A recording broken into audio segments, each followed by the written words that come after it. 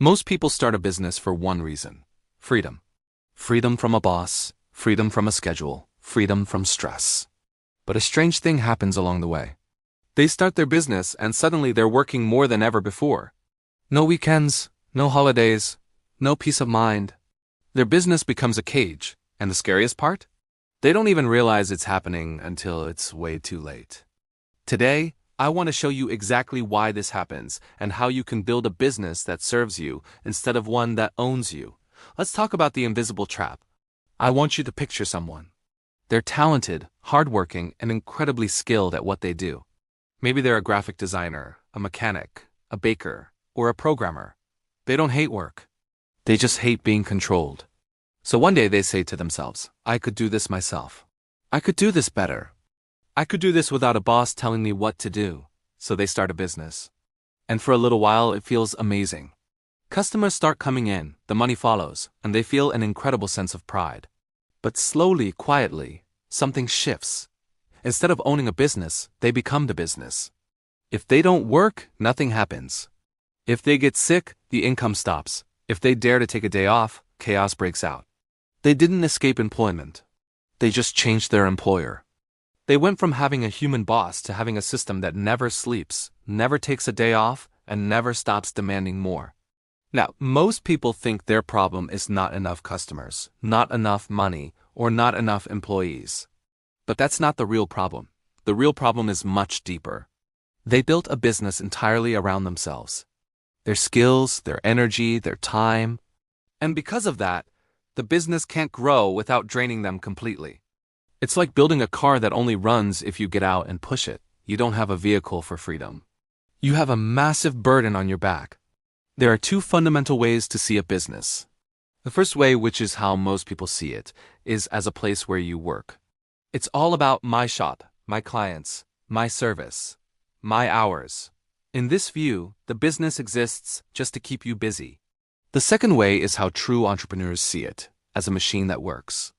It's a system, a process, a structure. It's something that produces results whether or not you are physically present. One of these views creates total exhaustion. The other one creates genuine freedom.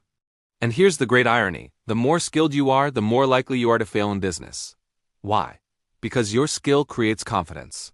And that confidence leads you to think, I know exactly what I'm doing. But here's the catch. Knowing how to bake a perfect cake is not the same as knowing how to build a successful bakery. Knowing how to edit amazing videos is not the same as knowing how to build a video production company. One is a craft. The other is architecture. The craft makes the product. The architecture makes the system, and only systems can scale. Inside every business owner, there are three voices constantly competing. One voice says, let's dream bigger. That's the dreamer, who wants expansion and growth. Another voice says, let's keep things safe and stable. That's the protector, who wants security. And the third voice just says, give me something to do. Now. That's the worker, who just wants tasks to complete. For most people, the worker wins. They stay busy, they stay tired, and they stay trapped. Because being busy feels productive, even when it's actually destroying their long-term vision. There's a moment that almost every small business owner reaches. It's a breaking point. It usually sounds something like this. I can't step away for a single day. Or, only I can do this right. Or, if I stop, everything will collapse. That's the exact moment you realize you don't have a business model. You have a dependency. Your business depends entirely on your memory, your judgment, your mood, and your physical presence. That's not a company. That's a fragile organism, one bad day away from extinction. So, what do big, successful companies do differently? Look past their logos and their marketing. Look at their structure. They don't depend on heroes. They depend on rules. They have clear rules for how things are done, how customers are treated, how mistakes are fixed, and how success is repeated over and over again. They remove the guesswork. They replace personality with process.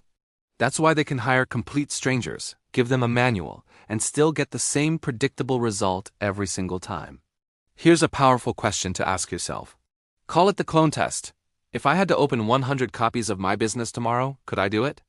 And not with a team of superstars. With average people. Could they run it successfully using only a set of instructions?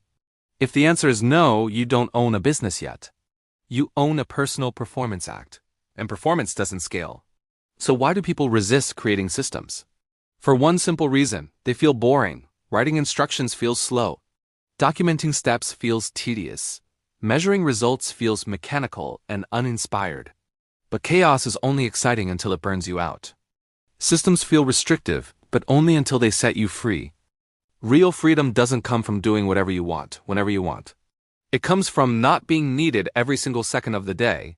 This requires a huge mindset shift. Stop thinking, I sell cakes, or I fix cars, or I design websites. Start thinking, I design a business that produces cakes, or I design a business that fixes cars, or I design a business that builds websites. Your real product isn't the thing you sell. It's the entire experience. How long it takes, how it feels for the customer, how predictable it is, how repeatable it is. That is what customers truly trust. Not your individual talent, but your consistency. So instead of asking yourself, how can I work harder? Start asking, how can this process get better without me? Treat your business like a laboratory, not a prison. Change small things. Measure what happens.